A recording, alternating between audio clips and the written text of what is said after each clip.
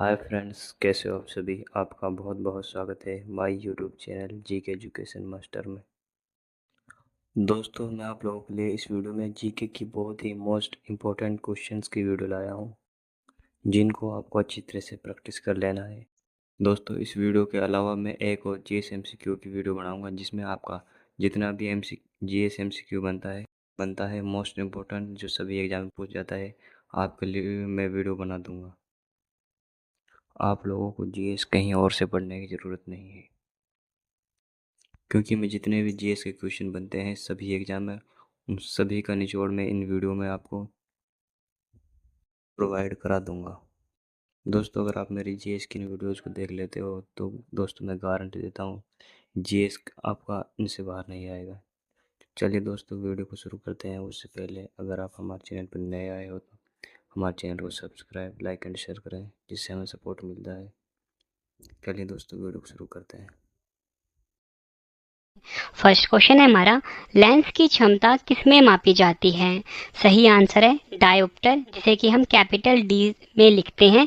इससे लेंस की क्षमता मापी जाती है। फ्रेंड्स, मैंने आपको यहाँ पे ये तो बता दिया कि जो लेंस की क्षमता है ये डायोप्टर से मापी जाती है। अगर आपसे एग्जाम में ये पूछा जाए बताओ कि लेंस का सूत्र क्या होता है, तो मैं आपको बता देता हूँ 1/v minus 1/u is equal to 1/f जो है ये लेंस सूत्र होता है। ये भी आपको याद रखना है।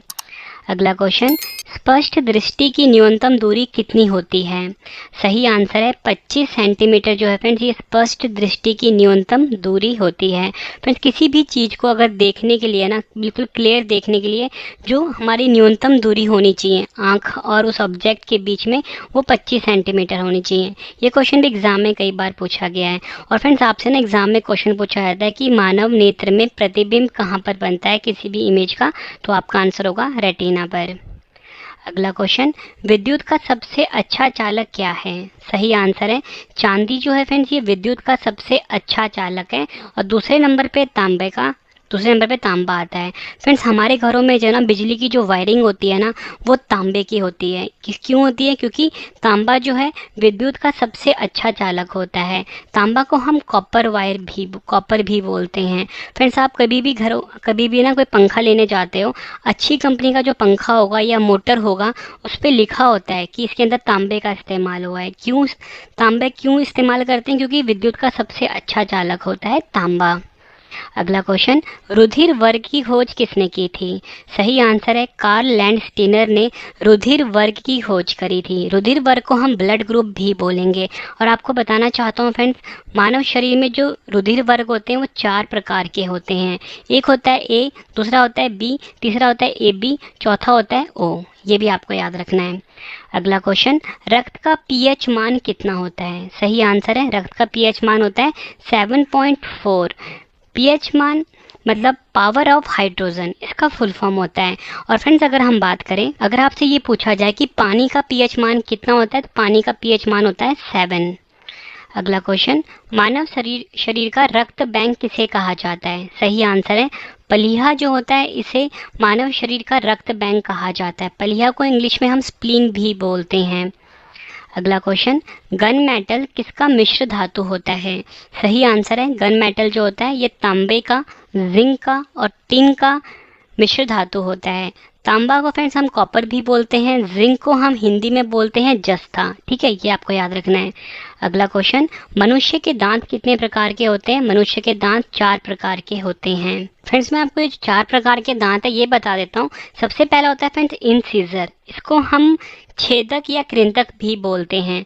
दूसरा होता है कैनिन, फिर जो कैनिन होता है इसको हम भेदक या रत्नक भी बोलते हैं। तीसरा आता है प्रीमोलर, प्रीमोलर को हम अग्र चवर्णक भी बोलते हैं। और चौथा आता है मोलर, जिसको कि हम चवर्णक भी बोलते हैं। अगला क्वेश्चन, मानव शरीर की सबसे बड़ी कोशिका का क्या नाम है? सही आंसर है तंत्रिका कोशिका जो है ये मानव शरीर की सबसे बड़ी कोशिका होती है। एग्जाम में कई बार पूछा गया क्वेश्चन है। अगला क्वेश्चन, आरबीसी एवं डब्ल्यूबीसी का अनुपात कितना होता है? सही आंसर है आरबीसी एवं WBC का अनुपात होता है 600:1। ठीक है फ्रेंड्स, ये आपको याद रखना है। इससे आपको ये पता लग रहा है कि जो मानव शरीर में जो RBC होता है इसकी संख्या काफ़ी ज़्यादा होती है। अगर हम बात करें RBC WBC की, फ्रेंड्स ये रक्त के प्रकार होते हैं। ठीक है, RBC का full form red blood cell होता है, WBC का full form white blood cell होता है।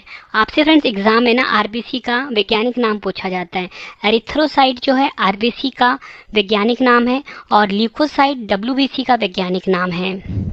अगला क्वेश्चन, रक्त का थक्का बनाने में सहायक विटामिन कौन सा है? सही आंसर है विटामिन K जो होता है, ये रक्त का थक्का बनाने में सहायक होता है। नेक्स्ट क्वेश्चन, विटामिन की खोज किस वैज्ञानिक ने की थी? विटामिन की खोज करी थी C. फंक वैज्ञानिक ने। वसा या कार्बनिक घोलकों में घुलनशील विटामिन कौन सा होता है? सही आंसर है वसा में जो घुलनशील विटामिन होता है वो होता है विटामिन कीड़ा। ठीक है, अब फ्रेंड्स आप सोचोगे मैं कीड़ा क्यों बोल रहा हूँ, तो फ्रेंड्स ये ट्रिक है आप सभी के लिए। Vitamin K, vitamin E, vitamin D, vitamin A, तो यहाँ पे भी वही लिखा हुआ है पर उल्टा करके लिखा हुआ है। तो ये चारों विटामिन जो होते हैं फ्रेंड्स ये वसा में घुलनशील होते हैं, यानी कि फैट सॉल्युबल होते हैं। अगर आपसे पूछा जाए कि पानी में घुलनशील विटामिन कौन से होते हैं, तो पानी में घुलनशील विटामिन होते हैं BC। ठीक है, ये वर्ड आपको याद रखना है BC। अगला क्वेश्चन, विटामिन C का रासायनिक नाम क्या होता है? सही आंसर है एस्कॉर्बिक एसिड जो होता है विटामिन C का रासायनिक नाम होता है। फ्रेंड्स अगर आपको क्वेश्चन की क्वालिटी आपके रवि सर की मेहनत पसंद आ रही है तो फ्रेंड्स वीडियो को लाइक और शेयर ज़रूर करिए। फ्रेंड्स हर वीडियो में बेस्ट कंटेंट आप सभी के लिए मैं लाने की कोशिश करता हूं। और इसी के साथ फ्रेंड्स अगर आपने डेली करंट अफेयर पढ़ना है उसके लिए हमारा अलग से चैनल है करंट अफेयर्स बाय रवि। इस यूट्यूब चैनल को फ्रेंड्स आप ज़रूर सब्सक्राइब करें, करंट अफेयर्स बाय रवि।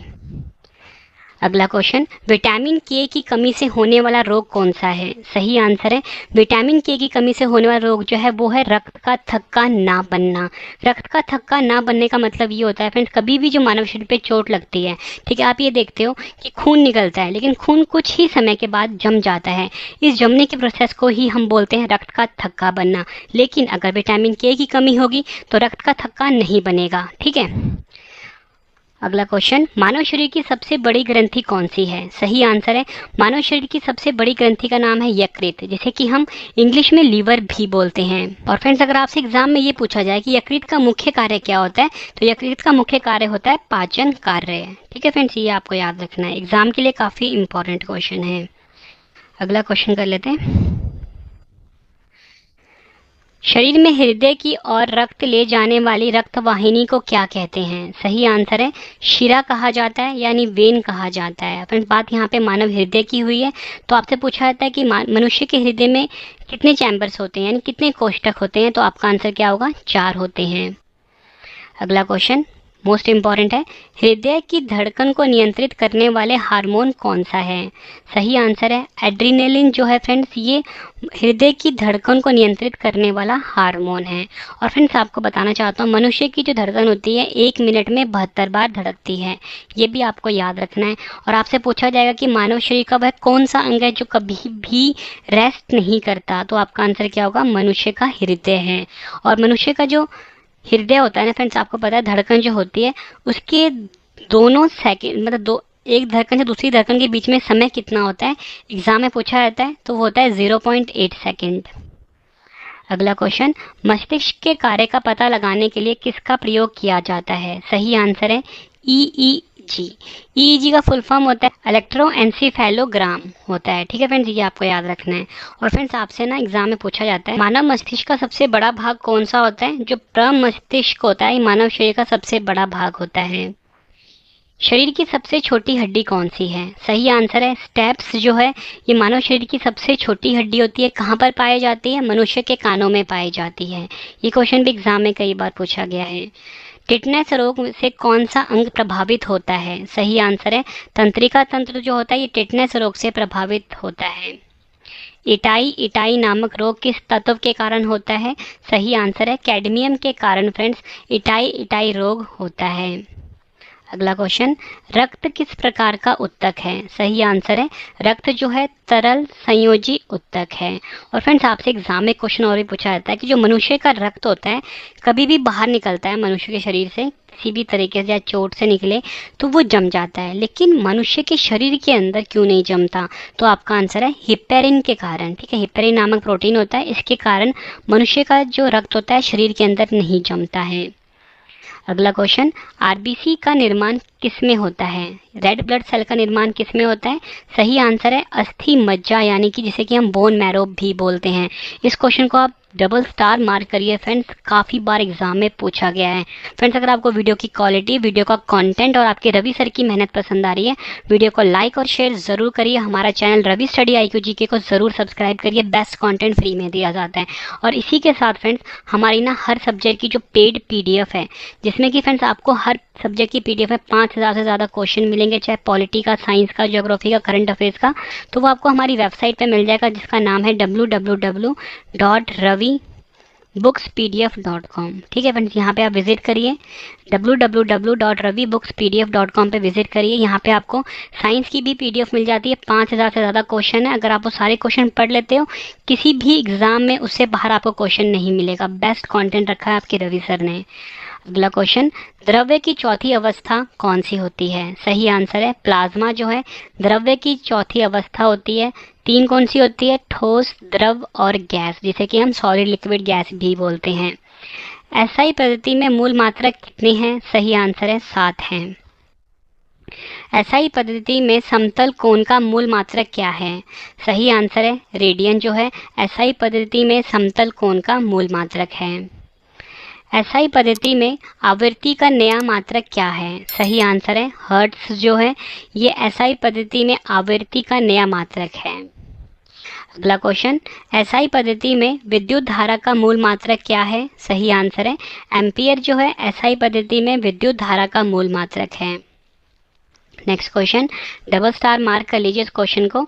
एक प्रकाश वर्ष कितने मीटर के तुल्य होता है? सही आंसर इस क्वेश्चन का 9.46 मल्टीप्लाई 10⁻15 मीटर। अगर हम बात करें किलोमीटर में, वो है 9.46 मल्टीप्लाई 10⁻12 किलोमीटर एक प्रकाश वर्ष की वैल्यू होती है। देखो फ्रेंड्स यहाँ पे ना एक प्रकाश वर्ष की बात हो रही है। अब यहाँ पे वर्ड आ रहा है वर्ष, तो वर्ष से आप क्या सोचोगे कि ये समय की बात हो रही है ना? जैसे महीने की बात होती है, ठीक है, हफ्ते की बात होती है, वैसे वर्ष की बात होती है। तो यहाँ पे वर्ष आप सोचोगे समय होती है। तो लेकिन आपसे ना एग्जाम में पूछे जाएंगे, बताओ प्रकाश वर्ष जो होता है ये किसकी इकाई है? तो आपका आंसर होगा फ्रेंड्स समय नहीं होगा, ये ध्यान रखना है। ये दूरी की इकाई होती है, दूरी को मापने की इकाई होती है। जो बड़ी बड़ी दूरियां हम मापते हैं ना, वो प्रकाश वर्ष से मापा जाता है। तो आपने कंफ्यूज नहीं होना, दिमाग में फिट कर लो, प्रकाश वर्ष जो है दूरी की इकाई होती है। मोस्ट इम्पॉर्टेंट क्वेश्चन है। अगला क्वेश्चन, दूरी मापने की सबसे बड़ी इकाई का क्या नाम है? पार्सेक जो है दूरी मापने की सबसे बड़ी इकाई है। एक पार्सेक कितने प्रकाश वर्ष के तुल्य होता है? सही आंसर है 3.26 प्रकाश वर्ष के तुल्य होता है एक पार्सेक। ये क्वेश्चन भी एग्जाम में कई बार पूछा गया है। एक न्यूटन कितने डाइन के तुल्य होता है? सही आंसर होगा 10⁵ डाइन के बराबर होता है एक न्यूटन। कार्य का एसआई पद्धति में मात्रक क्या है? सही आंसर है जूल जो है कार्य की एसआई पद्धति में मात्रक है। एक एंगस्ट्रॉम, एंगस्ट्रॉम को हम इस तरीके से लिखते हैं, कितने मीटर के तुल्य होता है? मोस्ट इंपॉर्टेंट क्वेश्चन है। 10⁻⁻10 मीटर के बराबर होता है एक एंगस्ट्रॉम। ज्योति तीव्रता मापने का यंत्र कौन सा है? सही आंसर है फोटोमीटर जो होता है फ्रेंड्स, ये ज्योति तीव्रता को मापता है। ठीक है फ्रेंड्स, ये आपको याद रखना है। अगला क्वेश्चन काफ़ी बार पूछा गया है। एक अश्वशक्ति जिसे कि हम 1 हॉर्स पावर भी बोलते हैं, कितने वाट के समतुल्य होती है? सही आंसर है 746 वाट के बराबर होता है एक अश्वशक्ति। नेक्स्ट क्वेश्चन, लेंस की शक्ति की इकाई क्या है? आंसर है डायोप्टर। अगला क्वेश्चन, गुरुत्वीय त्वरण जिसे कि हम स्मॉल g से लिखते हैं का मान कितना होता है? सही आंसर इस क्वेश्चन का 9.8 मीटर प्रति सेकंड जो है ये गुरुत्वीय त्वरण यानी कि g का मान होता है। और फ्रेंड इसको हम ना इंग्लिश में बोलते हैं एक्सेलरेशन ड्यू टू ग्रेविटी। निर्वात, जिसको कि फ्रेंड्स हम हिंदी में क्या बोले, इंग्लिश में क्या बोलेंगे, वैक्यूम। पूछा गया निर्वात में किसी भी ऊंचाई से गिरने वाले पिंडों की चाल किस पर निर्भर करती है। सही आंसर है उसके द्रव्यमान पर निर्भर करती है। न्यूटन के गति के प्रथम नियम से किसकी परिभाषा मिलती है। सही आंसर है बल की, यानी कि फोर्स की। बल की परिभाषा मिलती है न्यूटन का जो फर्स्ट लॉ है। कोई पिंड एक समान वेग से गतिमान है तो उसमें त्वरण कितना होता है। सही आंसर है 0 होता है। कोई भी पिंड जो है फ्रेंड्स अगर सेम वेलोसिटी से चल रही है उसमें जो एक्सीलरेशन होगा यानी कि त्वरण होगा वो 0 होगा। कंबल को हाथ से पकड़कर डंडे से पीटने पर धूल के कण किस कारण से झड़कर गिर पड़ते हैं।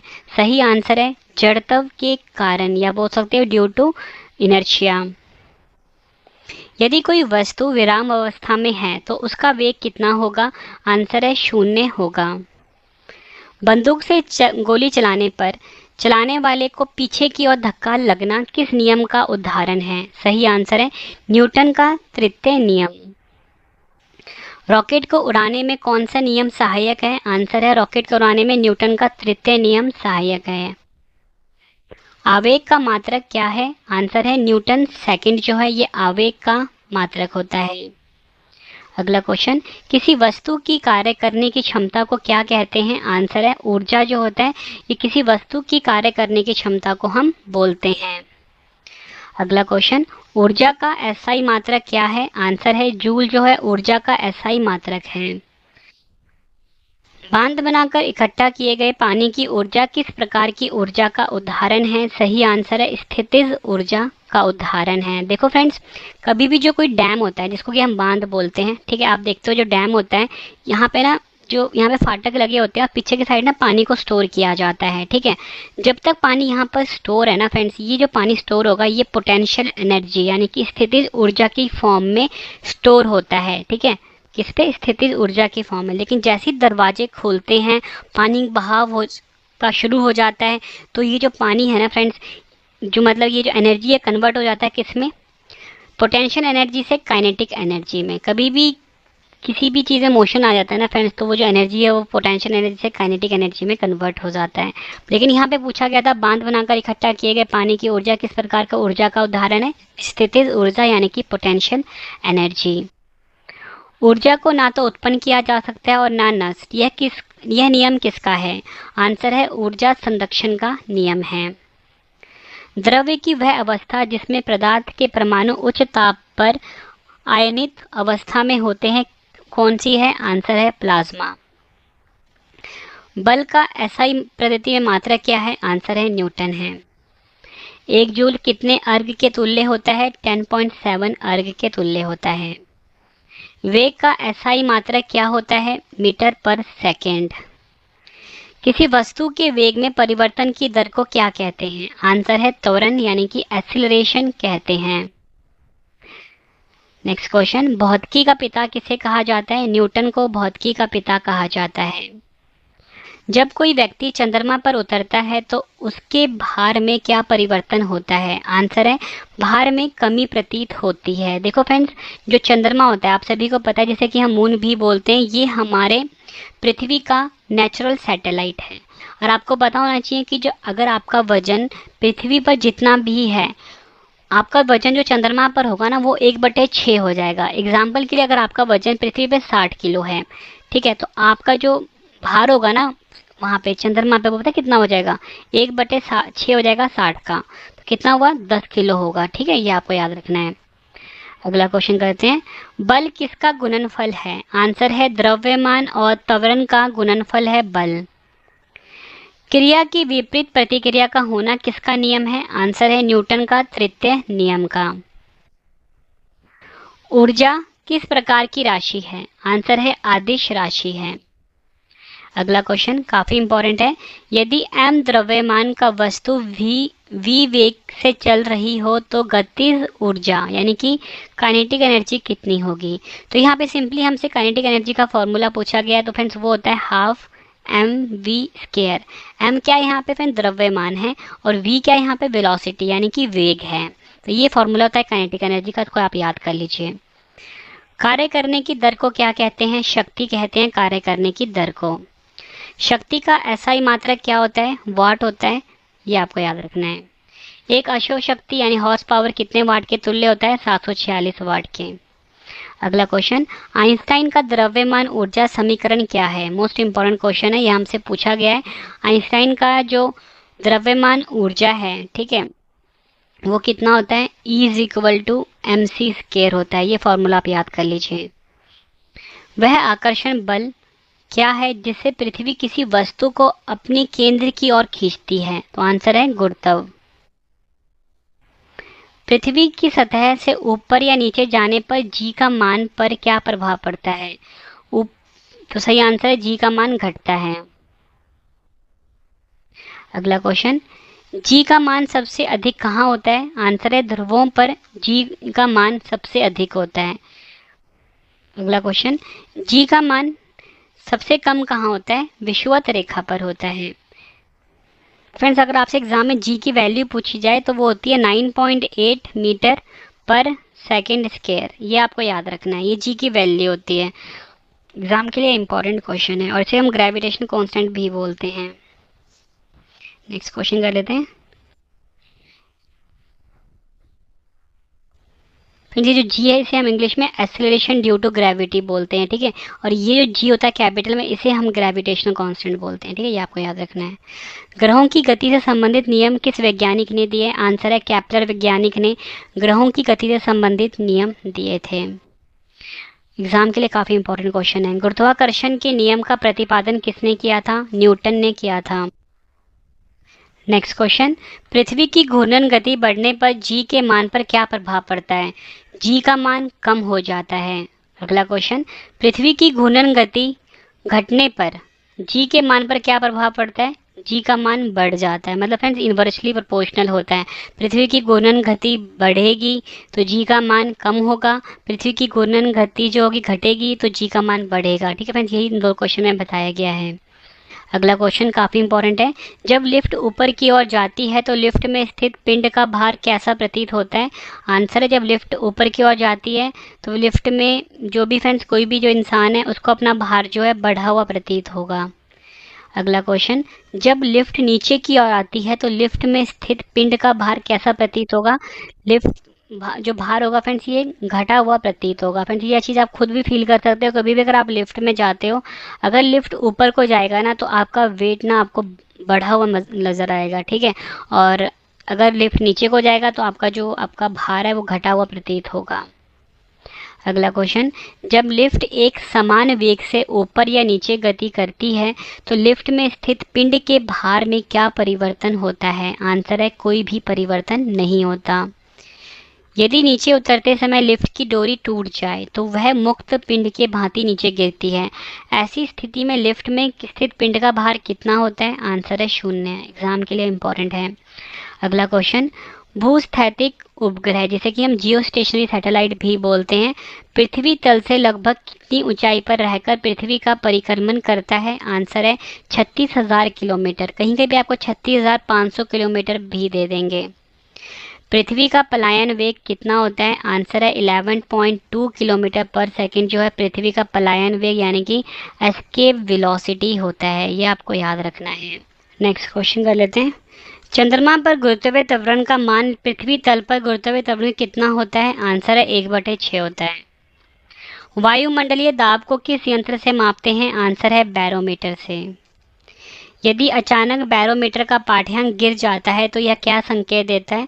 आंसर है आंधी आने की संभावना होती है। यदि अचानक बैरोमीटर का पाठ्यांक गिरता है तो इसका क्या मतलब होता है? आंधी आने की संभावना। यदि बैरोमीटर का पाठ्यांक धीरे धीरे गिरता है तो क्या संभावना होगी? आंसर है वर्षा होने की संभावना।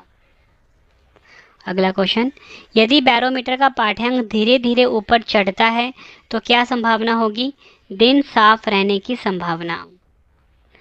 अगला क्वेश्चन, बल जिसे कि हम F से लिखते हैं फोर्स, दाब यानी कि P तथा क्षेत्रफल यानी कि A में क्या संबंध होता है? आंसर है P is equal to F/A होता है, यानी कि pressure is equal to force upon area. वायुमंडलीय दाब का SI मात्रक क्या है? आंसर है बार होता है।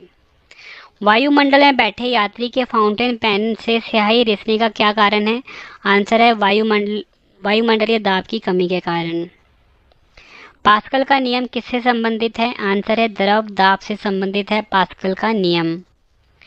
दूध की शुद्धता की माप किस यंत्र द्वारा की जाती है? आंसर है लैक्टोमीटर के द्वारा दूध की शुद्धता की जांच की जाती है। समुद्र में तैरते हुए हिमशैल का कितना भाग जल के अंदर रहता है? आंसर है 8/9 भाग जो होता है फ्रेंड समुद्र में तैरते हुए हिमशैल का भाग जल के अंदर होता है। समुद्र में तैरते हुए हिमशैल का कितना भाग जल के ऊपर रहता है? 1/9 भाग। आपेक्षिक घनत्व को किसमें मापा जाता है? हाइड्रोमीटर से मापा जाता है। जब बर्फ का टुकड़ा पानी पर तैरता है तो उसका कितना भाग पानी से ऊपर रहता है? सही आंसर है कुल आयतन का 1/10वां भाग। फ्रेंड्स ये तीनों क्वेश्चन जो आपको करवाए हैं एग्जाम में कई बार पूछे गए हैं। पृष्ठ तनाव का एसआई मात्रक क्या होता है? पृष्ठ तनाव को फ्रेंड्स पता है हम क्या बोलते हैं? Surface tension. तो आंसर क्या है? न्यूटन पर मीटर। लोहे की सुई पानी की सतह पर क्यों तैरती है? आंसर है पृष्ठ तनाव के कारण। एग्जाम में कई बार पूछा गया है, याद रखना है आपको, पृष्ठ तनाव को हम सरफेस टेंशन भी बोलते हैं। अगला क्वेश्चन, ताप बढ़ने पर द्रवों की श्यानता पर क्या प्रभाव पड़ता है? सही आंसर है श्यानता जो होती है घट जाती है। श्यानता को हम विस्कोसिटी भी बोलते हैं। तो मैंने आपको बताया ताप बढ़ने पर द्रवों की श्यानता पर क्या प्रभाव पड़ता है? आंसर है श्यानता घट जाती है। आवृत्ति का एसआई मात्रक क्या होता है? आवृत्ति का एसआई मात्रक होता है हर्ट्ज, या बोल सकते हो प्रति सेकंड, पर सेकंड। अगला क्वेश्चन, यदि किसी लोलक की लंबाई बढ़ाकर 4 गुनी कर दी जाए तो लोलक का आवर्तकाल कितना हो जाएगा? लोलक को फ्रेंड्स इंग्लिश में हम पेंडुलम भी बोलते हैं। तो यही पूछा गया है कि यदि किसी लोलक या पेंडुलम की लंबाई बढ़ाकर 4 गुनी कर दी जाए तो लोलक का आवर्तकाल कितना हो जाएगा? 2 गुना हो जाएगा। अगला क्वेश्चन, किसी उपग्रह के अंदर लोलक का दोलन कितना होता है? आंसर है 0 होता है। किस तरंगों के उपयोग से सूक्ष्म जीवों को नष्ट किया जाता है? आंसर है पराश्रव्य तरंगों का। किस विधि से समुद्र में डूबी हुई किसी वस्तु का पता लगाया जाता है? आंसर है सोनार के द्वारा। SONAR का लिखा जाता है, साउंड नेविगेशन एंड रेंजिंग इसका फुल फॉर्म होता है। ठीक है, और मैंने आपको क्या बताया, किस यंत्र के द्वारा समुद्र में डूबी हुई वस्तु का पता लगाया जाता है? सोनार के द्वारा। ध्वनि तरंग किस प्रकार की तरंग है? आंसर है अनुदैर्ध्य यांत्रिक तरंगें होती हैं ध्वनि तरंग।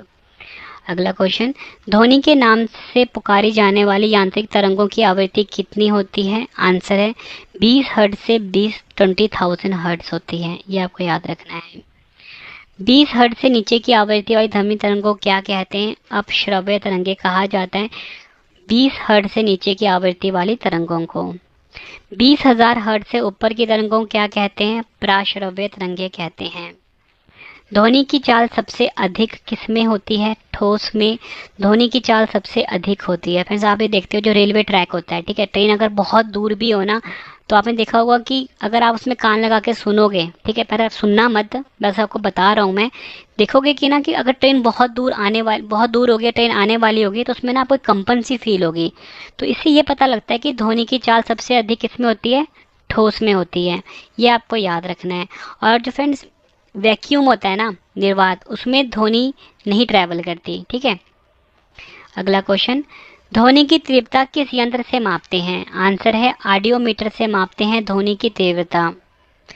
बर्फ को पिघलने से रोकने के लिए क्या मिलाते हैं? आंसर है नमक को मिलाया जाता है। फ्रेंड्स आप ये देखते होंगे कि जो आइसक्रीम बेचते हैं, ठीक है, उन्होंने जो बर्फ़ रखा होता है ना, ठीक है, और उसमें जो बर्फ़ के साथ ना आइस जो उनका बर्फ़ होता है उनके साथ साथ में नमक मिलाते हैं ताकि बर्फ़ ना जल्दी ना पिघले। अगला क्वेश्चन, कितने डिग्री सेल्सियस ताप पर जल का घनत्व अधिकतम होता है? आंसर है 4 डिग्री सेल्सियस पर। हमारे कान कितने हर्ट्ज की तक की न्यूनतम आवृत्ति को सुन सकते हैं? आंसर है 20 हर्ट्ज। जिन तरंगों को हम सुन सकते हैं उन्हें कौन सी तरंग कहते हैं? आंसर है श्रव्य तरंग कहा जाता है। नेक्स्ट क्वेश्चन, ऊष्मा का एसआई मात्रक क्या होता है? आंसर है जूल ऊष्मा का एसआई मात्रक होता है। आवेशित आर्द्रता मापने के लिए किस यंत्र का प्रयोग किया जाता है? आंसर है हाइग्रोमीटर का। किस ताप पर फ़ारेनहाइट पैमाना व सेल्सियस पैमाना समान होते हैं? आंसर है -40 डिग्री सेल्सियस।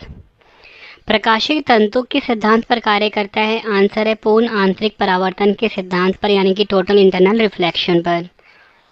निर्वात में प्रकाश की चाल क्या होती है? 3 × 10⁸ मीटर पर सेकेंड।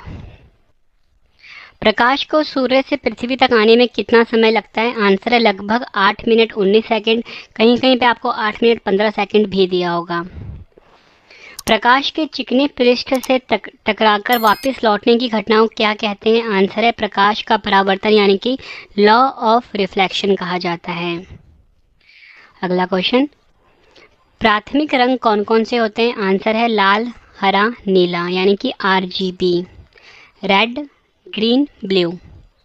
मनुष्य की आंख के किस भाग पर वस्तु का प्रतिबिंब बनता है? आंसर है रेटिना पर। एग्जाम में कई बार पूछा गया क्वेश्चन है ये।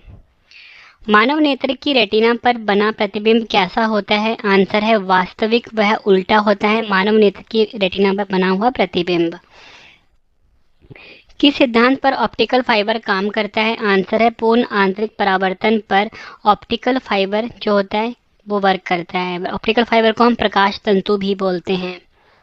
विद्युत धारा का ऐसी पद्धति में मात्रक क्या होता है? एम्पियर। विद्युत शक्ति का SI मात्रक क्या होता है? आंसर है वॉट। वोल्टमीटर का प्रयोग परिपथ में किन्हीं दो बिंदुओं के बीच क्या मापने में किया जाता है? आंसर है विभवांतर। एग्जाम में कई बार पूछा गया है, इसको हम पोटेंशियल डिफरेंस भी बोलते हैं।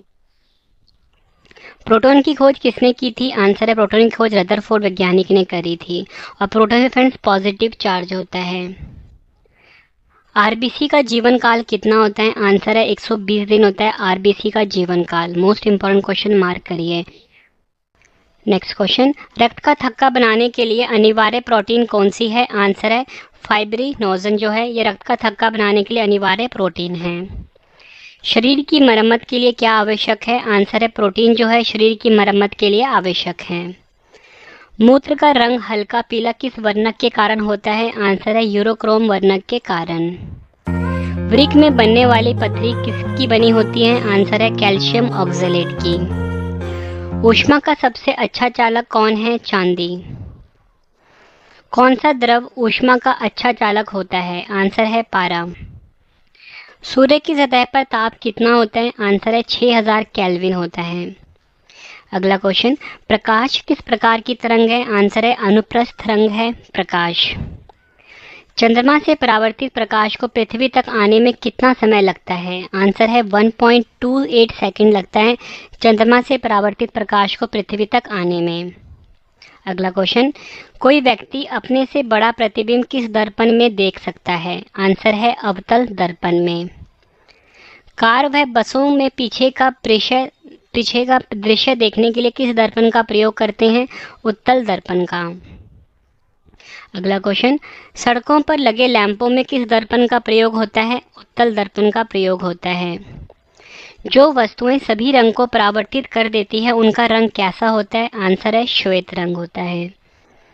इंद्रधनुष में कौन सा रंग दिखाई नहीं देता? आंसर है काला। इंद्रधनुष में 7 रंग होते हैं विबग्योर। ठीक है, ये आपको याद रखना है। नेक्स्ट क्वेश्चन, दो लेंस जिनकी फोकस दूरियां क्रमशः f1 और f2 है एक दूसरे के संपर्क में रखे हैं तो संयुक्त लेंस की फोकस दूरी कितनी होगी? 1/f = 1/f1 + 1/f2। निकट दृष्टि दोष वाले व्यक्तियों की आंख में प्रतिबिंब कहाँ बनता है? आंसर है रेटिना से पहले बनता है। सर्वप्रथम किसने बताया कि प्रकाश तरंगों का विवर्तन होता है? आंसर है ग्रिमाल्डी ने कहा था। अगला क्वेश्चन, धूप के चश्मे की क्षमता कितनी होती है? आंसर है 0 डायप्टर। दूरबीन का आविष्कार किसने किया? गैलीलियो ने किया था। एग्जाम में कई बार पूछा गया क्वेश्चन है। शुष्क सेल किसका बना होता है? जस्ते का बना होता है शुष्क सेल। विद्युत धारा कैसी राशि है? आंसर है अदिश राशि है विद्युत धारा। फ्रेंड्स, अगर आपको वीडियो पसंद आ रही है वीडियो को लाइक और शेयर ज़रूर करिए। आप सभी की डिमांड आ रही थी रवि सर आप लाइव आइए, तो मैं लाइव आ चुका हूँ अपने ब्लॉगिंग चैनल के ऊपर जिसका नाम है रवि अदिति ब्लॉग्स। इस चैनल को भी आप ज़रूर सब्सक्राइब करें, Ravi Aditi blogs YouTube channel. प्रतिरोध का एसआई पद्धति में मात्रक क्या है? आंसर है ओम होता है। जब R1, R2, R3 ओम को के 3 प्रतिरोध श्रेणी क्रम में जुड़े हैं तो उनका तुल्य प्रतिरोध कितना होगा? आंसर है R is equal to R1 plus R2 plus R3। जब R1, R2, R3 ओम के 3 प्रतिरोध श्रेणी क्रम में जुड़े हैं तो उनका तुल्य प्रतिरोध कितना होगा? आंसर है 1/R is equal to 1/R1 plus 1/R2 plus 1/R3। Friends ये आपको याद रखना है, ये फॉर्मूला होता है पैरेलल में, ठीक है। जब 3 रेजिस्टेंस कनेक्टेड होते हैं, पैरेलल मतलब कि इंग्लिश में हम हिंदी में क्या बोलेंगे उनको, जब तीनों के तीनों, यहाँ पे मैंने आपको श्रेणी क्रम बताया, इसको समानांतर क्रम बोल लो, ठीक है। यहाँ पे गलत टाइप हुआ है, समानांतर क्रम यानी कि पैरेलल कनेक्शन होगा। तो फॉर्मूला होता है 1/R is equal to 1/R1 plus 1/R2 plus 1/R3।